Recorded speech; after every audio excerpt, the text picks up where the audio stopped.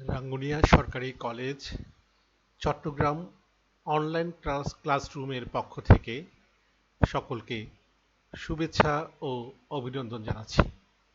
তথ্য ও যোগাযোগ প্রযুক্তি বিভাগ রাঙ্গুনিয়া সরকারি কলেজ চট্টগ্রামের পক্ষ থেকে স্বাগত ও ফুলেল শুভেচ্ছা। আমি বিশ্বজিৎ রায়চৌধুরী, সহকারী অধ্যাপক ও বিভাগীয় প্রধান, তথ্য ও যোগাযোগ প্রযুক্তি বিভাগ, রাঙ্গুনিয়া সরকারি কলেজ চট্টগ্রাম। আমাদের বিষয় পরিচিতি তথ্য ও যোগাযোগ প্রযুক্তি, শ্রেণী একাদশ ও দ্বাদশ, অধ্যায় পঞ্চম, প্রোগ্রামিং ভাষা। প্রোগ্রামের বৈশিষ্ট্য ও প্রোগ্রাম রচনার ধাপসমূহ। উচ্চ মাধ্যমিক একাদশ ও দ্বাদশ শ্রেণীর তথ্য ও যোগাযোগ প্রযুক্তি পঞ্চম অধ্যায় প্রোগ্রামিং ভাষার আজ ধারাবাহিক চতুর্থ ক্লাস। প্রোগ্রামের বৈশিষ্ট্য ও প্রোগ্রাম রচনার ধাপসমূহ। এটি একই সাথে বিবিএস পাস তৃতীয় বর্ষ কম্পিউটার ইন বিজনেস বিষয়ের অধ্যায় 2 হার্ডওয়্যার ও সফটওয়্যার এবং বিবিএস অনার্স দ্বিতীয় বর্ষের কম্পিউটার ও তথ্য প্রযুক্তি অধ্যায় 3 সফটওয়্যার পরিচিতি এর শ্রেণীর জন্য প্রযোজ্য। আশা করি সকলে ক্লাসটি উপভোগ করবে। আমরা বর্তমানে এমন একটা পরিস্থিতির মধ্য দিয়ে আমাদের দিন অতিবাহিত করছি। আমরা সকলে জানি করোনা ভাইরাস কোভিড-19 বিশ্ব মহামারী রূপে আবির্ভূত হয়েছে।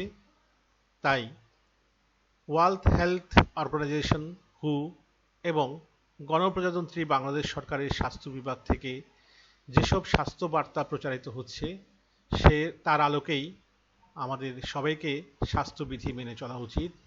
তাই আমরা বলছি স্টে হোম, সেভ লাইভস। আমরা এখানে একটা ছবি দেখতে পাচ্ছি। সেই ছবিটা মানব জাতির কিভাবে করে উত্থানটা হয়েছে, কিভাবে রেভলিউশনটা কিভাবে হয়েছে, এটা তো ঠিক একইভাবে the evolution of computer programming ল্যাঙ্গুয়েজের একটা চিত্র আমরা এখানে দেখিয়েছি। রূপক অর্থে এই চিত্রগুলো আমরা ব্যবহার করেছি। দেখতে পাচ্ছ হ্যাক্স, assembler, C, Fortran, C plus plus, Java, এই যে এই একটার পরে একটা ভাষাগুলো আমরা কিভাবে করে এই প্রোগ্রামিং ল্যাঙ্গুয়েজগুলো আমরা পেয়েছি তার এভলিউশনটা দেখানো হয়েছে এখানে। আজকের পাঠ প্রোগ্রামের বৈশিষ্ট্য ও প্রোগ্রাম রচনার ধাপসমূহ। শিখন ফল, লার্নিং আউটকাম। আমাদের শিক্ষার্থীরা এই পাঠ শেষে যা শিখবে, একটি আদর্শ প্রোগ্রামের বৈশিষ্ট্য ব্যাখ্যা করতে পারবে, প্রোগ্রাম তৈরির ধাপ ব্যাখ্যা করতে পারবে। আমরা প্রথমে আসছি একটি আদর্শ প্রোগ্রামের বৈশিষ্ট্য। এটা খুবই ইম্পর্টেন্ট আমাদের জন্য। এটা আমি ধাপে ধাপে আস্তে আস্তে বলবো। একটি আদর্শ প্রোগ্রামের বৈশিষ্ট্য। প্রোগ্রাম সংগঠনের শুরুতে এর উদ্দেশ্য ধ্রুবক চলকের বর্ণনা দেওয়া দরকার, যাতে ব্যবহারকারী সহজেই প্রোগ্রামটি বুঝতে পারে। তাহলে কোন উদ্দেশ্যে আমরা প্রোগ্রামটা তৈরি করব তার উদ্দেশ্যটা লাগবে। ধ্রুবক মানে কনস্ট্যান্ট, চলক হচ্ছে ভেরিয়েবল, এগুলোর বর্ণনা দিতে হবে প্রথমে, যাতে ব্যবহারকারী সহজেই প্রোগ্রামটি বুঝতে পারে। প্রোগ্রামে চলকের অর্থপূর্ণ এবং সহজে বোধগম্য নাম ব্যবহার করতে হবে। আমরা যে চলকটা ব্যবহার করব সে চলকটা তার নামের সাথে মিল রেখে আমরা ব্যবহার করব। যেমন নাম্বার যদি ব্যবহার করতে চাই, আমরা নাম্বার পুরোটা ব্যবহার করতে পারি অথবা NUM নাম ব্যবহার করতে পারবো। যেমন যোগফল, সামেশন, সামেশন ব্যবহার না করলেও আমরা সংক্ষিপ্তভাবে সাম ব্যবহার করব, SUM সাম। ঠিক এইভাবে করে আর কি। হ্যাঁ, তাহলে অর্থপূর্ণ এবং সহজে বোধগম্য নাম ব্যবহার করতে হবে। প্রোগ্রামের প্রবাহ চিত্র মানে ফ্লো চার্ট স্পষ্টভাবে উপস্থাপন করা প্রয়োজন, যাতে ধাপ মানে স্টেপ ও চক্র হচ্ছে লুপ সহজে বোঝা যায়। প্রবাহ চিত্র, ফ্লো চার্ট, যেটা আমরা গ্রাফিক্যালি আমরা দেখাই, হ্যাঁ চিত্র দিয়ে দেখাই, সেটা স্পষ্টভাবে আমাদের রিপ্রেজেন্টেশনটা করতে হবে। প্রোগ্রামের অ্যালগরিদম, ফ্লোচার্ট, সুডোকোড সরলভাবে লিখতে হবে যাতে প্রোগ্রামের ধাপগুলো সহজে বোঝা যায়। আশা করি বুঝতে পারছো। তাহলে অ্যালগরিদমটা হচ্ছে কি বর্ণানুক্রমিক বিশ্লেষণ, অর্থাৎ আমরা যে প্রোগ্রামটা রচনা করব তার বর্ণনাটা দিব আমরা অ্যালগরিদমের মধ্যে। হ্যাঁ, এই হচ্ছে বিষয়টা। আর সুডোকোডটা কি? এটা অনেক সময় সুডোকোডটাকে অ্যালগরিদমের বিকল্প হিসেবে ধরা হয়। প্রোগ্রামাররা প্রোগ্রাম রচনা করার জন্যে প্রথমে একটা ওদের সুবিধার্থে যে কোডগুলো লিখে রাখেন সেটা হচ্ছে সুডোকোড। সুডো শব্দের অর্থ হচ্ছে ছদ্ম বা যা সত্য নয়। একটি আদর্শ প্রোগ্রামের বৈশিষ্ট্য পড়ছিলাম, আরও কিছু বৈশিষ্ট্য দেখি। প্রয়োজনের অতিরিক্ত চক্র, চক্র মানে লুপ ব্যবহার করে প্রোগ্রামটিকে জটিল করা উচিত নয়। প্রোগ্রামকে অকারণে দীর্ঘ করা ভালো নয়। নির্দিষ্ট কাজের জন্য উপযুক্ত প্রোগ্রাম নির্বাচন করা উচিত। আমরা আগে বুঝে নিব কোন ধরনের প্রোগ্রাম আমরা করতে চাই, তাহলে তার জন্য আমরা উপযুক্ত প্রোগ্রাম আমরা আগে থেকে আমরা নির্বাচন করব। প্রোগ্রামে জাম্প এবং ব্রাঞ্চ ইনস্ট্রাকশন ব্যবহার করা উচিত নয়, কেননা এজন্য প্রোগ্রামের দক্ষতা কমে যায় এবং এটা জটিল হয়ে যায়। প্রোগ্রামে বেশি মেমোরি প্রয়োজন হয় এমন চলক ঘোষণা না করাই ভালো। হ্যাঁ, এটা একটু খেয়াল রাখতে হবে। আমরা ভেরিয়েবল ডিক্লারেশনের সময় আমরা এমনভাবে ভেরিয়েবলটা ডিক্লেয়ার করব যাতে সেটা যেন বেশি মেমোরি না নেয়। প্রোগ্রামটি এমনভাবে লিখতে হবে যেন সহজে পরিবর্তন করে পরবর্তীতে প্রয়োজনীয় সমস্যা সমাধান করা যায়। এই জিনিসটা আমাদের একটু খেয়াল রাখতে হবে, আমরা যেন পরবর্তীতে যেন চেঞ্জ করতে পারি। হ্যাঁ, সহজে যেন সেই সমস্যার সমাধানটা আমরা যেন করতে পারি। এখন আসি আর একটা ইম্পর্টেন্ট টপিক, সেটা হচ্ছে প্রোগ্রাম তৈরির ধাপ, ধাপ বা স্টেপ সমূহ। আমরা আগে বলি, তারপরে আমি এটার সম্বন্ধে আরো একটু আলোচনা করব। প্রোগ্রাম তৈরির ধাপে আমরা ধাপ 1 বলছি তথ্যানুসন্ধান, ইনভেস্টিগেশন বা সমস্যা শনাক্তকরণ বা সমস্যা নির্দিষ্টকরণ। বিভিন্ন বইয়ে বিভিন্ন রকম লেখা আছে, তোমরা কিন্তু যে কোনোটা লিখতে পারবে।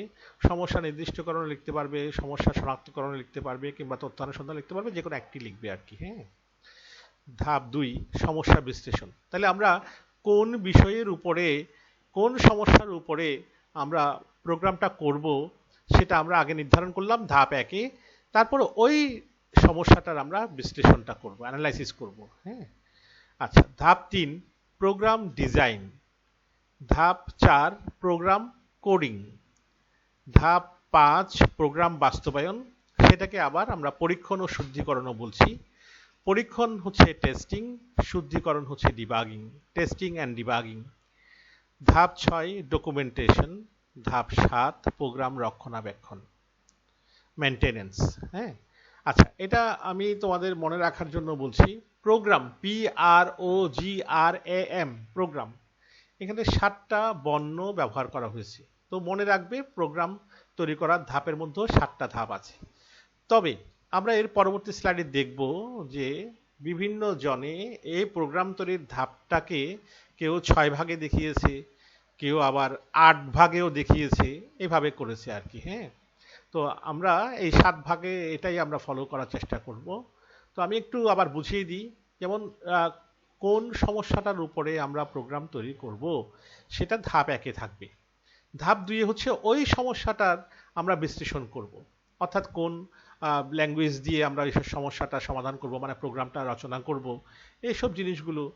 তারপর আমার কম্পিউটারের মধ্যে কোন কোন ধরনের ল্যাঙ্গুয়েজ দিয়ে কাজটা করলে সুবিধা হবে আমার ডিভাইসে, এগুলো নিয়ে আমরা সমস্যা বিশ্লেষণটা সেখানে করব।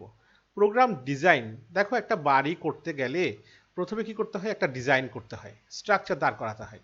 তাহলে ডিজাইনটা করার পরে তারপরে আসতেছে কোনটা, আমরা প্রোগ্রাম কোডিংয়ে যাব। তাহলে তার আগে, ডিজাইনের আগে কি, সমস্যা বিশ্লেষণ।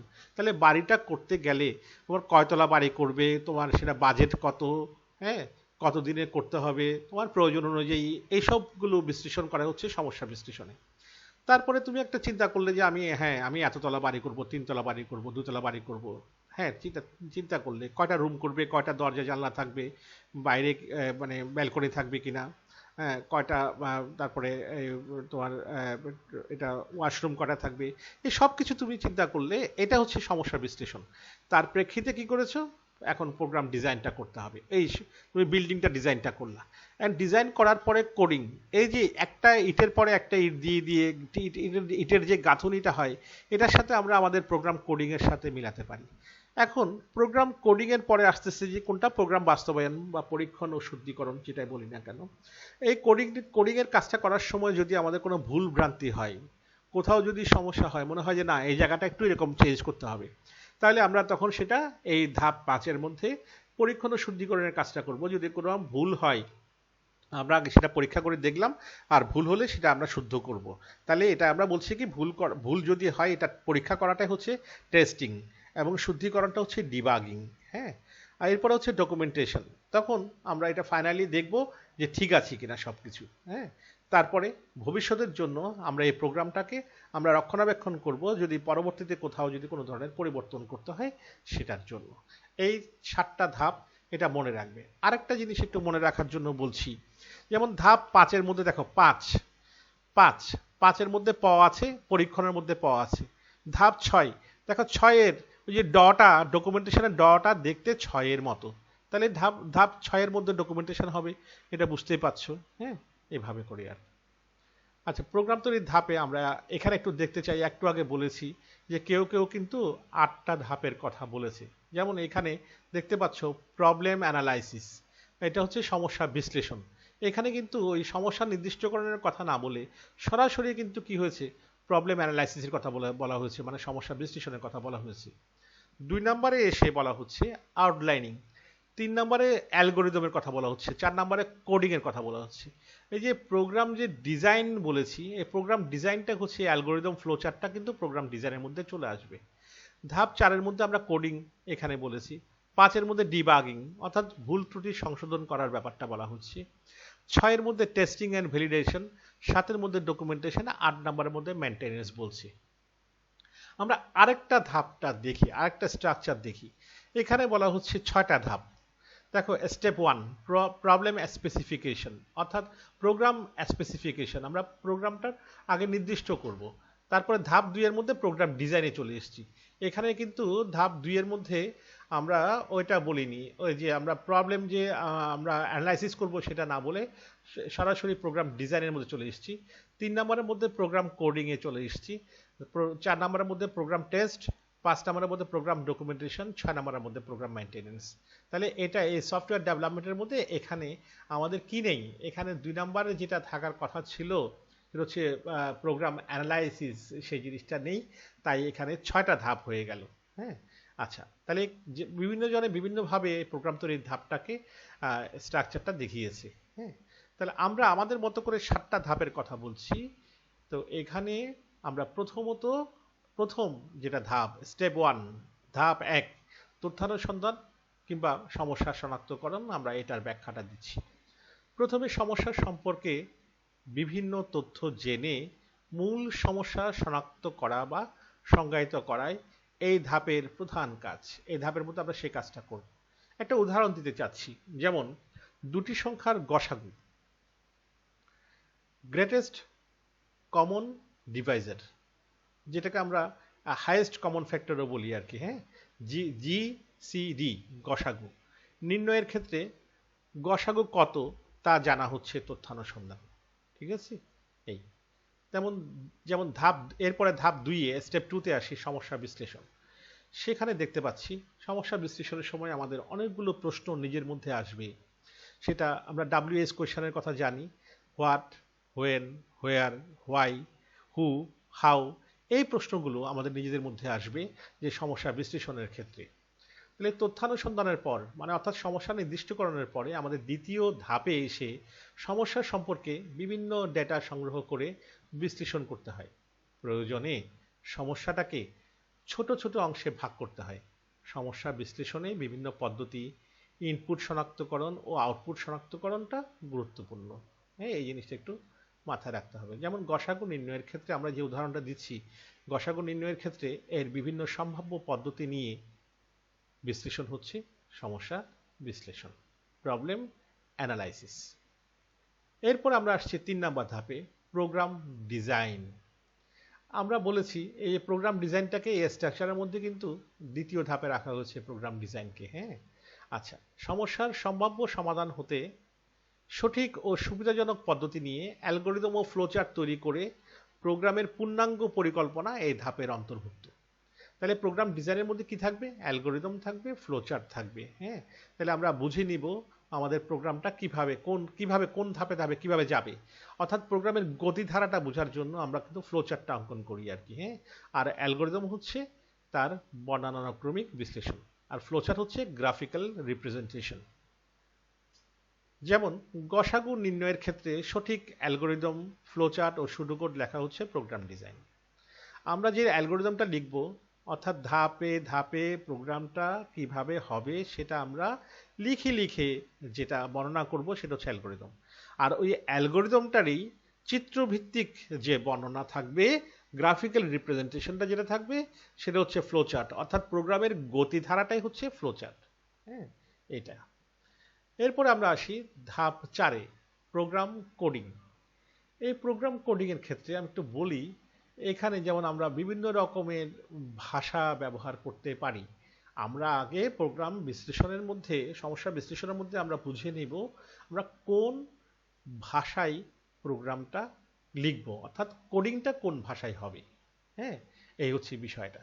যেমন এখানে দিয়েছি choose a high level language, আমরা একটা উচ্চস্তরের ভাষা পছন্দ করব। রাইট দ্য প্রোগ্রাম, তারপর প্রোগ্রামটা লিখব। তারপরে তারপর আমরা কি লিখব? সোর্স কোডটা। তারপর হচ্ছে কম্পাইলার কম্পাইল করবে, কম্পাইল করার পরে এটা মেশিন করে নিয়ে যাবে। দেখো এই অ্যারো চিহ্ন দিয়ে দেখানো হচ্ছে এটা কিভাবে কিভাবে যাবে, এর আউটপুটটা কোথায় যাবে। এই যে মেশিন করে যাবে, মেশিন কোড থেকে লিঙ্কটা নিয়ে এক্সিকিউটেবল কোড, যেটা আমরা ইএক্সি কোড, যেটা আমরা পরবর্তী সময়ে দেখতে পাবো। এইভাবে করে কিন্তু প্রোগ্রামিং কাজগুলো এইভাবে করে আমরা করি আর কি। হ্যাঁ, এটা দেখালাম। একটু ব্যাখ্যাটা দেখি। প্রোগ্রাম ডিজাইন অনুসারে যে কোনো উচ্চস্তরের ভাষায়, হাই লেভেল ল্যাঙ্গুয়েজে প্রোগ্রাম রচনা করাকে প্রোগ্রাম কোডিং বলে। প্রোগ্রাম ডিজাইন অনুসারে, অর্থাৎ আমরা 3 নম্বর ধাপে যে প্রোগ্রাম ডিজাইন করেছি সেই অনুসারে যে কোনো উচ্চস্তরের ভাষায় প্রোগ্রাম রচনা করাকে প্রোগ্রাম কোডিং বলে। যেমন সি ভাষায় আমরা একটা ভাষা চয়েস করলাম, সি ভাষা চয়েস করলাম। এটা হাই লেভেল ল্যাঙ্গুয়েজ, এটাকে আবার মিড লেভেল ল্যাঙ্গুয়েজও বলা হয়, মধ্যস্তরের ভাষা বলা হয়, উচ্চস্তরের ভাষা বলা হয়। সি ভাষায় গসাগু নির্ণয়ের কোড লেখাই হলো প্রোগ্রাম কোডিং। এরপরে 5 নম্বর ধাপে যাচ্ছি, যেটাকে আমরা বলছি প্রোগ্রাম বাস্তবায়ন। এই 5 নম্বর ধাপে আবার এটার আরেকটা নাম বলেছি কি? টেস্টিং অ্যান্ড ডিবাগিং, অর্থাৎ পরীক্ষণ ও শুদ্ধিকরণ। প্রোগ্রাম কোডিং করার পর প্রথমে প্রোগ্রামকে অনুবাদ করতে হয়, ট্রান্সলেট করতে হয়। কারণ কোডিংটা করার পরে এখন এটা তো কম্পিউটার সরাসরি বুঝতে পারবে না, হাই লেভেল ল্যাঙ্গুয়েজ তো কম্পিউটার বুঝে না। আমরা প্রোগ্রাম কোডিংয়ের জন্য একটা উচ্চস্তরের ভাষা চয়েস করার কথা এর আগের ধাপে বলেছি। তাহলে প্রোগ্রাম কোডিং করার পরে ওই উচ্চস্তরের ভাষা যে আমরা প্রোগ্রামটা লিখবো, এটাই হচ্ছে কোডিং করা। এটার জন্য নির্দিষ্ট কিছু সিনট্যাক্স আছে, সেই ওই ভাষার নির্দিষ্ট সিনট্যাক্সটা মেনেই আমাদেরকে কিন্তু কোডিং এর কাজটা করতে হয়। তো করার পরে প্রথমে প্রোগ্রামকে অনুবাদ করতে হয়। আমরা এর আগের ক্লাসে পড়েছি যে হাই লেভেল ল্যাঙ্গুয়েজকে মেশিন ল্যাঙ্গুয়েজে রূপান্তর করার জন্য অনুবাদক প্রোগ্রাম বা ট্রান্সলেটরের প্রয়োজন হয়। তোমাদের আশা করি মনে আছে, আমরা কম্পাইলার ইন্টারপ্রেটার পড়েছো, এই কম্পাইলার ইন্টারপ্রেটারের কথাই আমি এখানে উল্লেখ করছি। তাহলে প্রোগ্রামকে অনুবাদ করতে হয়, অনুবাদটা কে করবে? ট্রান্সলেটর বা অনুবাদক প্রোগ্রাম করবে, অর্থাৎ কম্পাইলার বা ইন্টারপ্রেটার করবে। এখন ওই ইন্টারপ্রেটারের ব্যবহারটা তেমন একটা এখন নেই, অনেক কমে গেছে, আমরা কম্পাইলারেরই বেশিরভাগ ক্ষেত্রে ব্যবহার করি। এরপর টেস্টিং বা পরীক্ষা করে ভুল ত্রুটি শনাক্ত করতে হয়। তারপরে কি করব? উক্ত ভুলসমূহ সংশোধন করাকে টেস্টিং ও ডিবাগিং বলা হয়।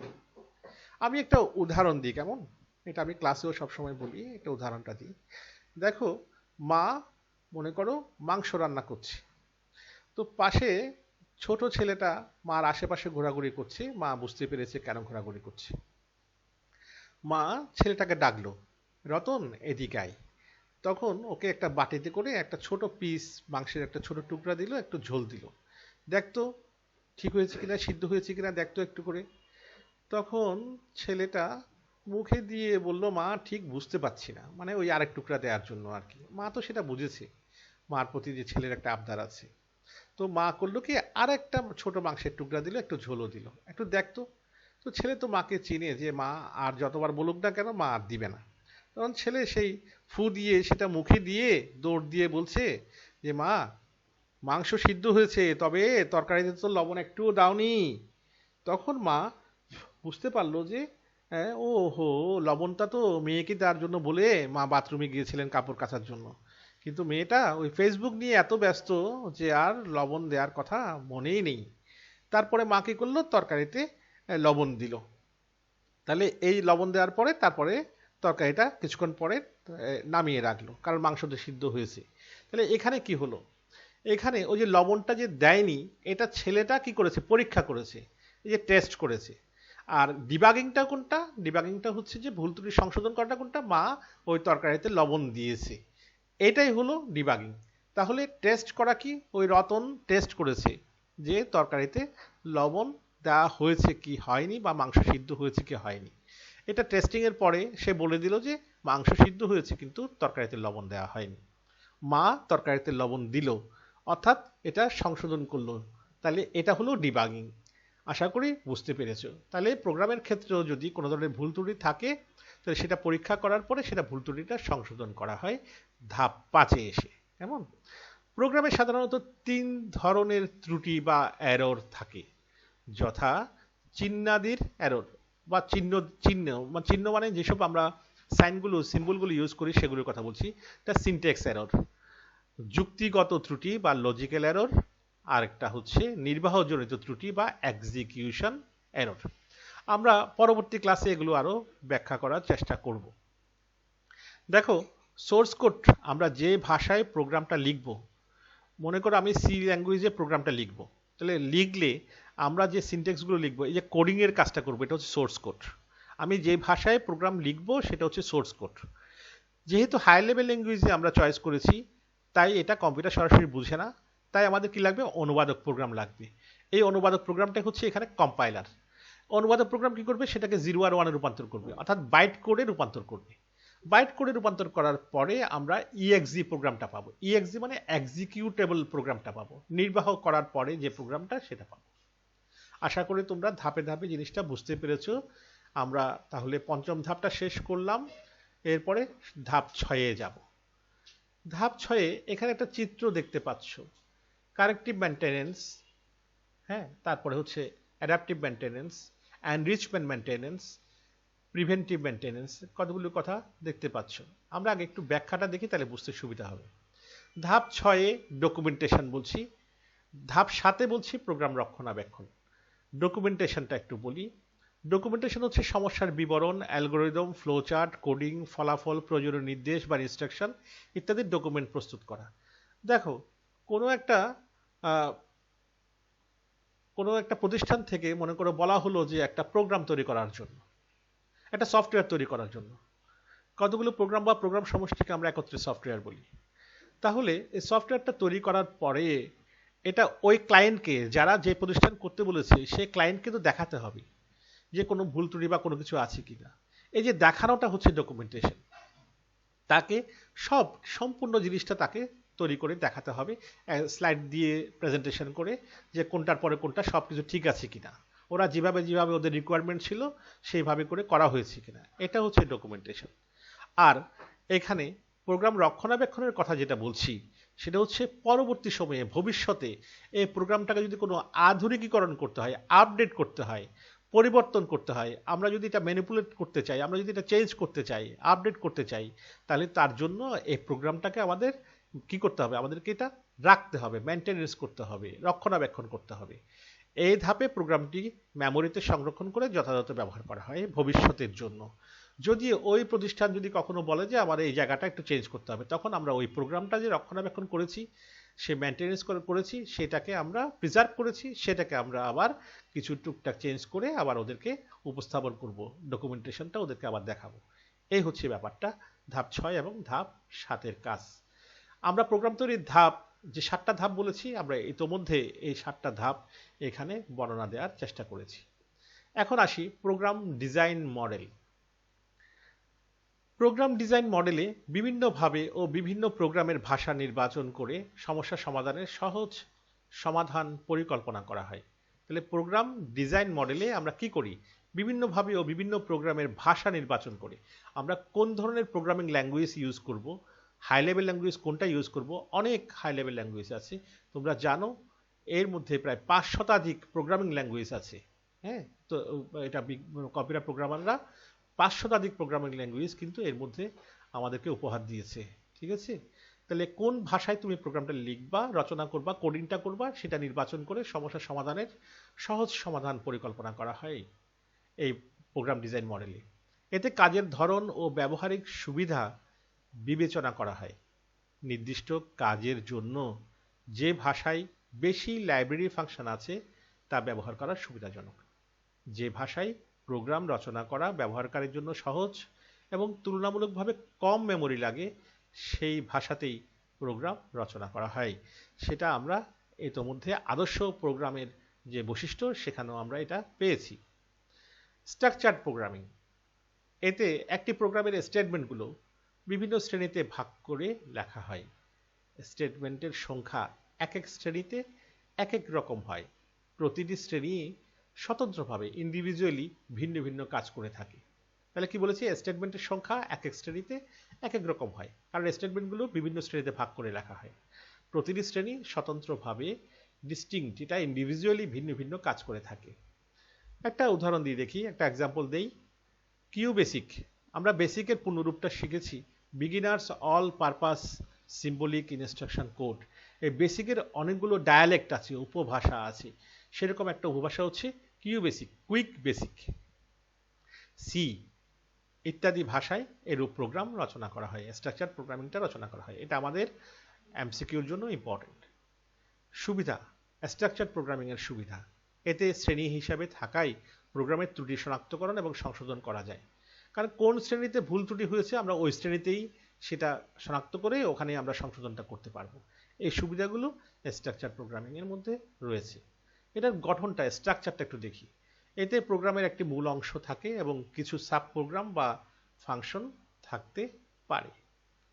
আমরা একটা ভিডিও দেখি, তাহলে বুঝতে পারবো আশা করি। ভিডিওটা দেখলে তোমরা একটু খেয়াল করো, ভিডিওটা একটু খেয়াল করো, স্ট্রাকচার প্রোগ্রামিং কি এবং এর বৈশিষ্ট্য। যেমন উচ্চ পর্যায়ের গতানুগতিক ভাষা যেমন কোবল, প্যাসকেল, ফোরট্রান, সি, হ্যাঁ, এই যে ভাষাগুলোর কথা বললাম এগুলোকে আমরা স্ট্রাকচার প্রোগ্রামিং বা প্রসিডিউর ওরিয়েন্টেড প্রোগ্রামিং পদ্ধতি বলা হয়। যেমন এর মেইন অংশ থাকবে, সেটাকে কতগুলো ভাগে ভাগ করছি, procedure A, procedure B, procedure X, এইভাবে করে। প্রসিডিউর বি কে আবার ভাগ করলাম Y, procedure Y, procedure Z, এভাবে করে। আবার কতগুলো দেখো সাব প্রোগ্রামের মধ্যে, ফাংশন 1, ফাংশন 2, ফাংশন 3, ফাংশন 4।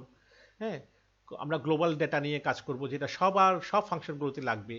হ্যাঁ, আর ফাংশন 2 থেকে আমরা ফাংশন 4 এ যেতে পারবো। এই যে বিভিন্ন লিঙ্কগুলো দেওয়া আছে এখানের মধ্যে, কেমন? যেমন দেখো ফাংশন 1, ফাংশন 2, আমরা ফাংশন 1 এরটা যদি দেখতে চাই এটা সলিউশনটা কিভাবে করব। তবে এই প্রক্রিয়াটা বেশ জটিল, কারণ এতে অনেক সময় সমস্যার হুবহু সমাধানটা নাও মিলতে পারে। আরেকটা আমরা ব্লক ডায়াগ্রাম দেখছি। ফাংশন 1 এ মনে করো ডেটা 1, ডেটা 2 থাকে, ফাংশন 2 তেও ডেটা 1, ডেটা 2 আছে, আমরা ধরে নিয়েছি ফাংশন 3 তেও এরকম আছে। গ্লোবাল ডেটাগুলো সবার জন্য প্রযোজ্য, এটা খেয়াল রাখতে হবে। গ্লোবাল ডেটাটা সবার ক্ষেত্রে লাগবে, প্রযোজ্য হবে, কেমন? সব ডেটাগুলোতেই গ্লোবাল ডেটাটা যাবে। এটা আমরা এই জন্য আগে ডিক্লেয়ার করি। একই ডেটা বিভিন্ন ফাংশন দ্বারা ব্যবহারের ফলে সিস্টেমের নিরাপত্তাটা হ্রাস পায়, কারণ সবাই জানতে পারছে, কিন্তু সেম ডেটাটা কি সবাই জানতে পারছে। গ্লোবাল ডেটা আবার আমরা দেখাচ্ছি, আগে যেটা দেখিয়েছি সেই জিনিসটা আবার দেখাচ্ছি। লিঙ্কটা দেখতে পাচ্ছ, প্রত্যেকের সাথে প্রত্যেকের একটা লিঙ্ক আছে। যেমন মেইন প্রোগ্রাম, গ্লোবাল ডেটাটা কিভাবে এসছে ফাংশন 1, ফাংশন 2, ফাংশন 3 তে। এই আগে যে স্লাইডে যা দেখানো হয়েছে সেটা আবার একটু সুন্দর করে আমরা লুক্রেটিভ ওয়েতে দেখালাম। স্ট্রাকচার প্রোগ্রামিং বা প্রসিডিউর ওরিয়েন্টেড প্রোগ্রামিং এর ফিচারটা, বৈশিষ্ট্যটা কি? স্ট্রাকচার প্রোগ্রামিং বা প্রসিডিউর ওরিয়েন্টেড প্রোগ্রামিং এর কিছু বৈশিষ্ট্য আছে, যেগুলো হলো মূল প্রোগ্রামকে, মেইন প্রোগ্রামকে ফাংশনের ভিত্তিতে ছোট ছোট অংশে ভাগ করা হয়। প্যারামিটার পাসিং বা অপারেটিং সিস্টেমের মাধ্যমে প্রোগ্রামের অংশগুলোর মধ্যে সংযোগ স্থাপিত হয়। প্রতিটি ফাংশনের ডেটা আলাদা থাকে। প্রোগ্রামে ডেটা অপেক্ষা ফাংশনের অধিক গুরুত্ব দেওয়া হয়। বেশিরভাগ ফাংশন গ্লোবাল ডেটা ব্যবহার করে, কারণ এটা আগে ডিক্লেয়ার করা হয়। একই ডেটা এক ফাংশন থেকে অন্য ফাংশনে স্থানান্তরিত হতে পারে। ডেটা গোপন করার কার্যকরী কোনো উপায় নেই, কারণ সবাই জানে, এটা সবাই ব্যবহার করছে। সাধারণ নিয়মে এক ফাংশন অন্য ফাংশনের সাথে সংযোগ রক্ষা করে। আর আরো কিছু বৈশিষ্ট্য আছে, প্রয়োজনে যে কোনো সময় প্রোগ্রামে অতিরিক্ত ডেটা বা ফাংশন যোগ করা যায় না, এজন্য পুরো প্রোগ্রাম পরিবর্তন করতে হতে পারে। প্রোগ্রামে নতুন ডেটা যোগ করার সময় ব্যবহারকারীকে নিশ্চিত হতে হয় যে তা ফাংশন কর্তৃক অনুমোদিত। প্রোগ্রাম ডিজাইনে টপ ডাউন পদ্ধতি অনুসরণ করা হয়। প্রোগ্রামিংয়ে প্রসিডিউর ওরিয়েন্টেড প্রোগ্রাম ভাষা যেমন কোবল, প্যাসকেল, ফোরট্রান, সি ইত্যাদি ব্যবহার করা হয়। এগুলো হচ্ছে আমাদের স্ট্রাকচার প্রোগ্রামিং বা প্রসিডিউর ওরিয়েন্টেড প্রোগ্রামিং এর বৈশিষ্ট্য। হ্যাঁ, আশা করি তোমরা বুঝতে পেরেছো। হ্যাঁ, আচ্ছা, এখন আমরা আসি স্ট্রাকচার প্রোগ্রামটা আমরা বুঝলাম, এরপরে আসি ভিজুয়াল প্রোগ্রামিং এর দিকে। স্ট্রাকচার প্রোগ্রামিং কাঠামো ও ভাষাকে চিত্রভিত্তিক, চিত্রভিত্তিক, গ্রাফিক্যালি রূপান্তরিত হয়ে নতুন প্রোগ্রামিং এর পরিবেশকে আমরা ভিজুয়াল প্রোগ্রামিং বলছি। তাহলে আগে কি পেয়েছি? স্ট্রাকচার প্রোগ্রামিংটা পেয়েছি, কাঠামোগত। এটাকে আমরা কি করব? গ্রাফিক্যালি আমরা এটা রূপান্তর করব, অর্থাৎ এটা ভিজুয়াল হবে, এটা দেখা যাবে। ভিজুয়ালি বা চিত্রভিত্তিক রূপান্তরিত হয়ে নতুন প্রোগ্রামিং এর পরিবেশকে আমরা ভিজুয়াল প্রোগ্রামিং বলবো। যেমন ভিজুয়াল বেসিক, তাহলে এটা ভিবি বলি এটাকে, ভিজুয়াল ফক্স প্রো, এখন আর ফক্স প্রো ব্যবহারটা এখন নেই, এটা ডাটাবেসের কাজের জন্য ব্যবহার করা হতো, ইত্যাদি ভাষায় এরূপ প্রোগ্রাম করা যায়। সুবিধাটা হচ্ছে তুলনামূলকভাবে কম স্টেটমেন্ট ব্যবহার করে ও চিত্রভিত্তিক কমান্ড দেখে সহজে প্রোগ্রাম রচনা করা যায়। গঠন, এর স্ট্রাকচার হচ্ছে এতে কন্ট্রোল বাটন থাকে, text box, combo box, dialogue box. যারা ভিজুয়াল বেসিকে কাজ করেছো তোমরা অনেকে জানো যে এখানের মধ্যে control button, text box, combo box এগুলো ব্যবহার করা হয়। ডায়লগ বক্স ইত্যাদি কমান্ড বক্স থাকে, যা থেকে প্রয়োজন অনুসারে নির্দেশ দিয়ে আমরা প্রোগ্রাম রচনা করা যায়। যেমন যদি ক্যালকুলেটর তৈরি করতে চাও, ক্যালকুলেটর যদি তৈরি করার একটা প্রোগ্রাম করতে চাও, তখন কিন্তু আমরা এটা ভিজুয়াল বেসিক দিয়ে সহজে করতে পারি। অবজেক্ট ওরিয়েন্টেড প্রোগ্রামিং, কোনো অবজেক্ট বা বিষয় নিয়ে চিত্রভিত্তিক কমান্ডের সাহায্যে চালিত প্রোগ্রামকে অবজেক্ট ওরিয়েন্টেড প্রোগ্রামিং বলে। এটি আসলে ভিজুয়াল প্রোগ্রামিং এর একটা চালনা পদ্ধতি। হ্যাঁ, উদাহরণ দিচ্ছি, একটা এক্সাম্পল দিচ্ছি। সি প্লাস প্লাস, স্মল টক ইত্যাদি ভাষায় এরূপ প্রোগ্রাম করা যায়। আসলে আমরা একটা ভিডিও দেখি, ছোট করে একটু ভিডিও দেখি, তাহলে আমরা একটু করে বুঝতে পারবো অবজেক্ট ওরিয়েন্টেড প্রোগ্রামিং সম্বন্ধে একটু দেখতে চাই। তাহলে অবজেক্ট ওরিয়েন্টেড প্রোগ্রামিং, ওপিপি কি? অবজেক্ট ওরিয়েন্টেড প্রোগ্রামিং কি? কাকে অবজেক্ট ওরিয়েন্টেড প্রোগ্রামিং বলে আমরা একটু দেখি। অবজেক্ট এ, এখানে ডেটা আছে, ফাংশন আছে, অবজেক্ট বি তেও ডেটা ফাংশন আছে, অবজেক্ট সি তেও ডেটা ফাংশন আছে, দেখতে পাচ্ছ এটা ব্লক, কতগুলো ব্লক দেখানো হয়েছে দেখতে পাচ্ছ। তাহলে এই ডেটাগুলো দেখো, খেয়াল করো ডেটাগুলো, তাহলে প্রত্যেকটা ফাংশনের মধ্যে কিন্তু ডেটাগুলো ইউজ হচ্ছে, প্রত্যেকটা অবজেক্টের মধ্যে ডেটাগুলো ইউজ হচ্ছে, ঠিক আছে? আচ্ছা,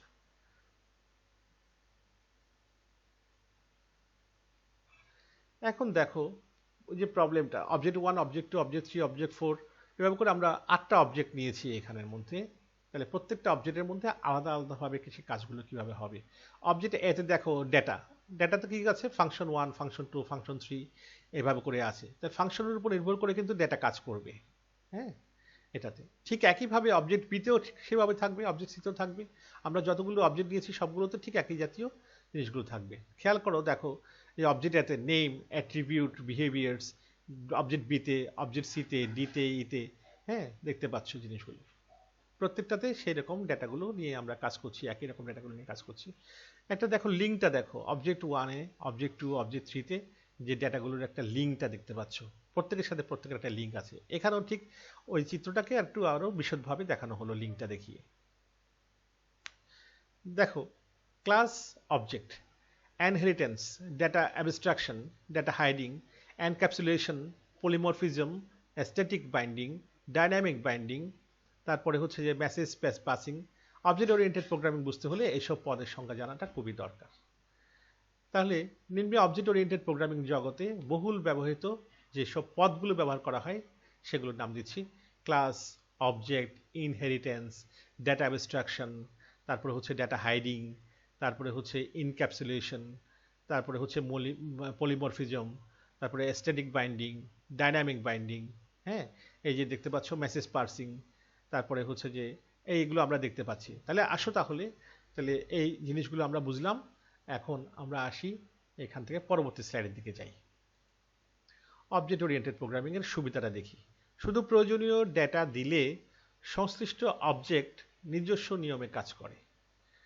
সাব প্রোগ্রামের মতো কোনো অবজেক্টকে অন্য প্রোগ্রামে ব্যবহারের জন্য সংরক্ষণ করা যায়। ব্যবহারকারী প্রয়োজন অনুসারে নিজস্ব কন্ট্রোল তৈরি করতে পারে।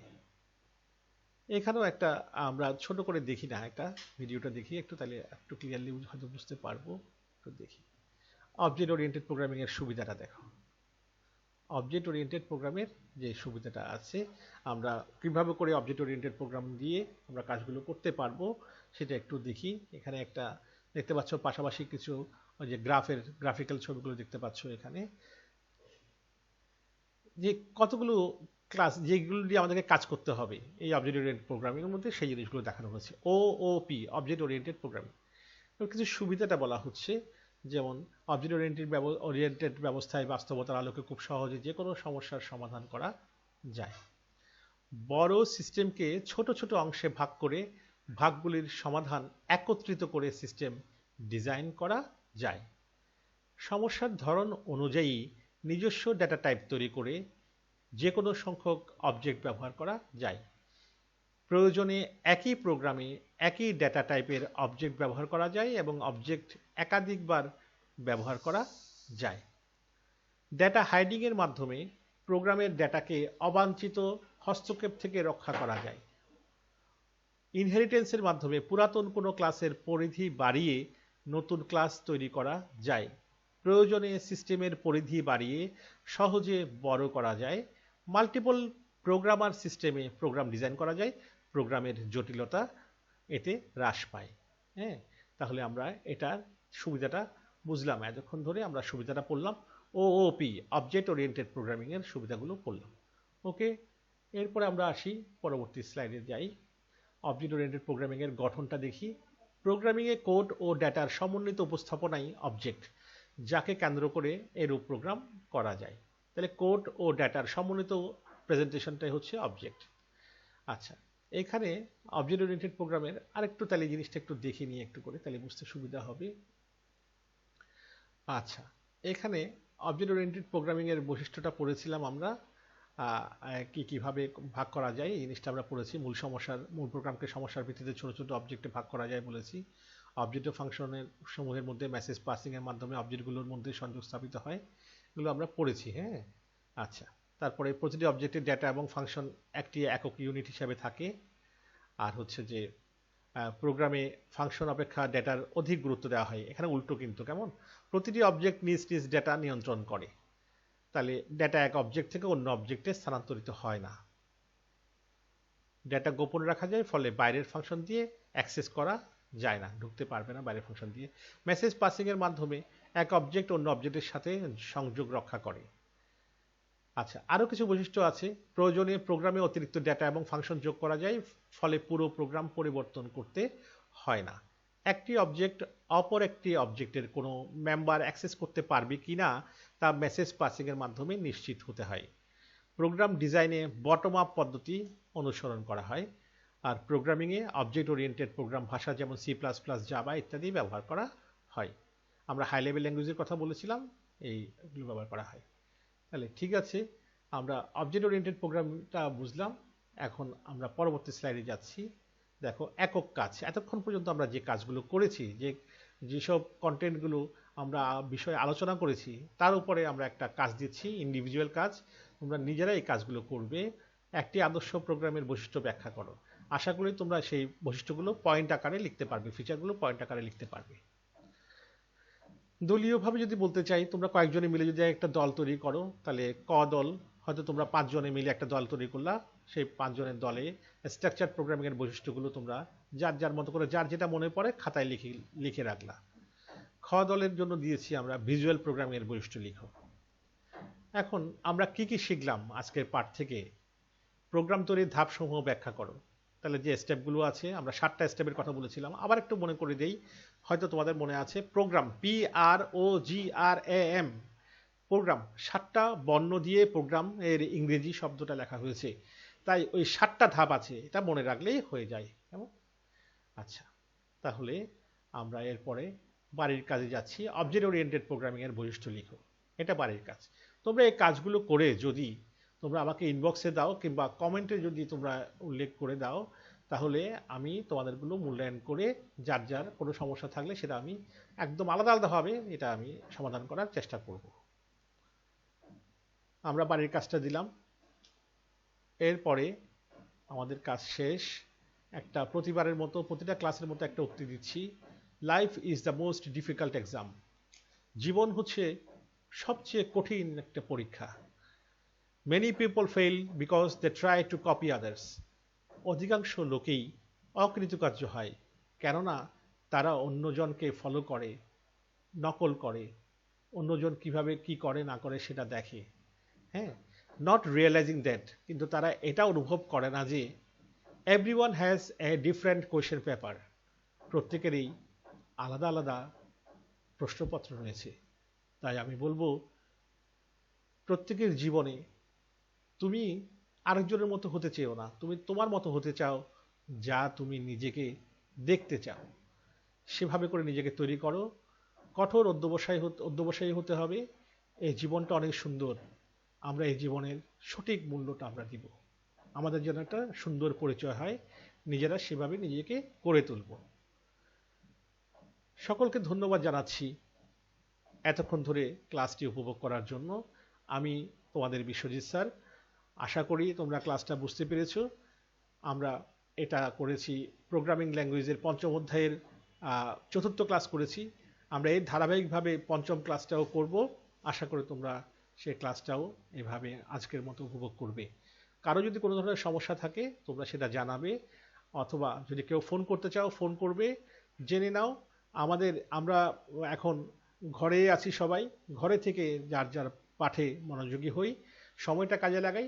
আর আমার বিষয়ে, আমার সাবজেক্টে যদি কারো কোনো ধরনের সমস্যা থাকে, যে কোনো চ্যাপ্টারের উপরে হোক, তোমরা সেটা আমাকে জানাবে। সকলকে ধন্যবাদ।